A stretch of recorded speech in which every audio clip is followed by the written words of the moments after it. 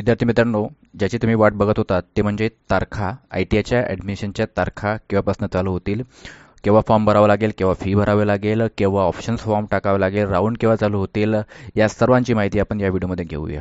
ठीक आहे. तर सर्वप्रथम बघूया.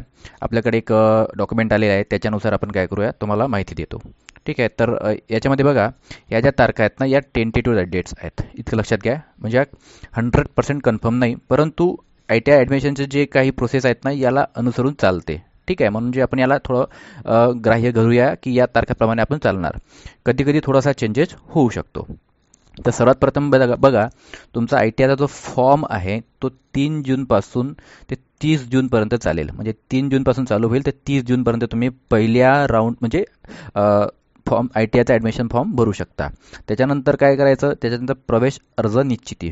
याचा अर्थ काय, तर तुम्ही काय करता, जोपर्यंत फी भरत नाही तोपर्यंत तो अर्ज काय होणार नाही, निश्चित होणार नाही. म्हणजे फी भरायचं असतं आपल्याला. आणि तिसरं म्हणजे पहिल्या प्रवेश फेरीसाठी पर्याय नोंदवणे. याचा अर्थ होतो ऑप्शन फॉर्म टाकणे. ठीक आहे. ऑप्शन फॉर्म म्हणजे काय, तुम्हाला कुठला कॉलेज पाहिजे, तुम्हाला कुठला ट्रेड पाहिजे हे निवडणं म्हणजे काय, तर पर्याय नोंदवणे. तर ही झाली आपली पहिली स्टेप. पहिली स्टेप कुठून कुठपर्यंत, 3 जून ते 30 जूनपर्यंत फॉर्म भरणे, नंतर 5 जून ते 1 जुलैपर्यंत फी भरणे आणि 5 जून ते 2 जुलैपर्यंत पर्याय नोंदवणे. तर तुम्ही कितीही वेळा 2 जुलैपर्यंत कितीही वेळा पर्याय चेंज करू शकता. ही झाली पहिली प्रोसेस. त्याच्यानंतर बघा दुसरी स्टेप काय असेल, ही झाली पहिली स्टेप. दुसरी स्टेप याच्यामध्ये गुणवत्ता यादी मेरिट लिस्ट लागेल. तर ही झाली पहिली मेरिट लिस्ट. म्हणजे काय, प्राथमिक गुणवत्ता यादी म्हणजे जे पर्सेंटेज आहे पर्सेंटेजनुसार काय लागेल, 4 जुलैला एक मेरिट लिस्ट लागेल. ठीक आहे, संपूर्ण महाराष्ट्रभर. त्याच्यानंतर कुणाचा जर आक्षेप असेल त्या गुणवत्ता यादीवर तर ते आक्षेप नोंदवू शकता तुम्ही 4 जुलै ते 5 जुलै या 2 दिवसाच्या दरम्यान. त्याच्यानंतर लागेल आक्षेप वगैरे झाल्यानंतर अंतिम गुणवत्ता यादी. ठीक आहे, पर्सेंटेजनुसार ती लागेल 7 जुलैला. हे झालं दुसरी मेरिट लिस्टची.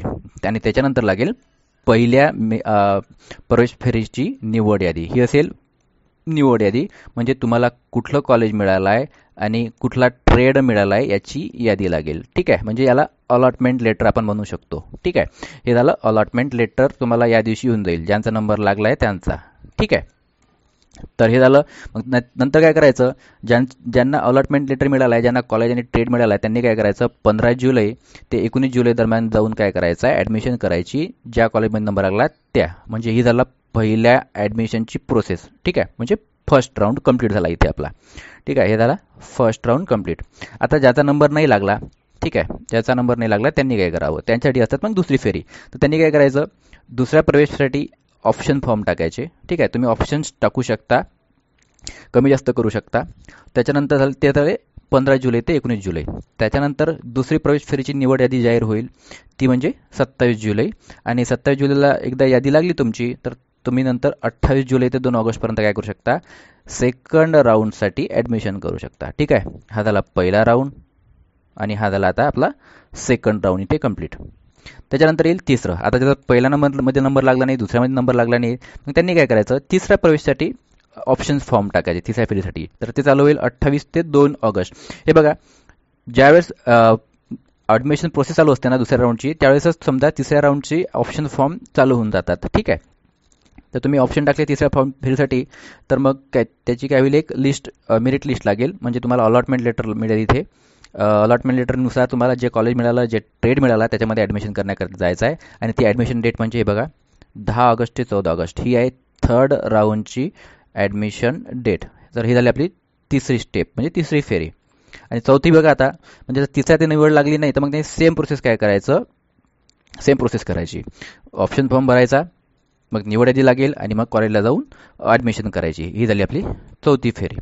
आता कोणाचा या 4ही फेरीत नंबर लागला नाही तर मग त्यांनी काय करायचं, त्यांनी बघा इथे एक नव्याने ऑनलाईन अर्ज भरावा लागेल 17 जुलै ते 24 ऑगस्ट.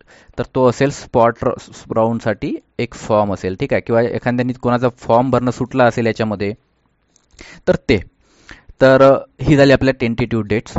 ठीक आहे, तरी मी एकदा परत तुम्हाला थोडं गाईडलाईन करून देतो. हे बघा, मी हे फर्स्ट, त्याच्यानंतर सेकंड स्टेप, त्याच्यानंतर मी थर्ड, अशा स्टेप्स आहेत. ठीक आहे, थर्ड फोर्थ या स्टेप्स आहेत.